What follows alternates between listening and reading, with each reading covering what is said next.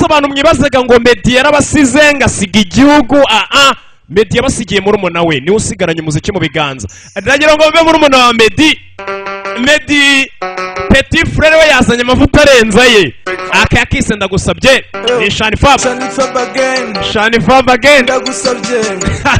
kwari tuberanye nkareme wanaturiye tugakundana kurusha Jacques na Rose tukaberana kurusha Imana mwana muto rwose ubyina neza kandi akaririmba neza icyarimwe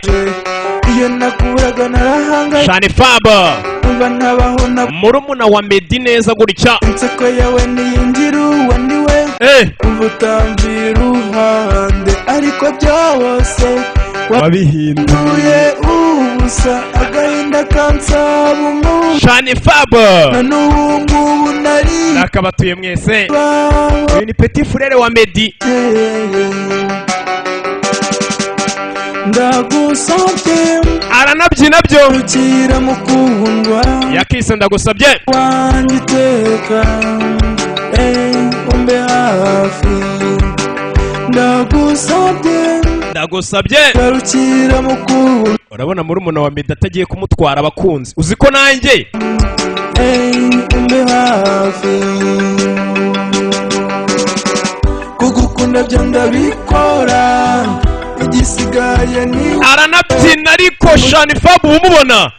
Baba mama yake na mama kugukunda byo ndabikora arabikora hindura intekerezo nsange Petit frère wa Meddy ubuziraherezo nk'ipfundo mukuboza kuri 24 aho nafashe fone ndaguhamagara magagari ubwira ko hari nomero yampamagaye unsaba konyi uyu muhungu aratwibagiza ba Meddy mpamagara umbaza uti niba hari ikintu kibi naba namubwiye umbwira kumukunda umutima wanjye uhita ucika intege ariko byose wabihinduye ubusa agahinda kansaba umutima na n'ubu ngubu naribuze sinabaho nagufite karangira tureba Great Wall ni murumuna wa Meddy Shani Fab ndagusabye ngarukira mukundwa narakubwiye nkora akazi kose nshinzwe kose ndagusabye ngarukira mukundwa ubu wanjye iteka umbe hafi kugukunda uramubona ariko Shani Fab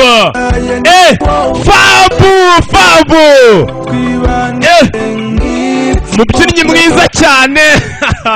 aravunagurika arabikora va kuri Meddy murumuna haramurenze bibanire nk'ipfundo kugukunda byo ndabikora yagasoza rutangira The Great Wall ni wowe umutima wawe bibanire nk'ipfundo nuko dutangiye bakise kwa kundi nuko dutangiye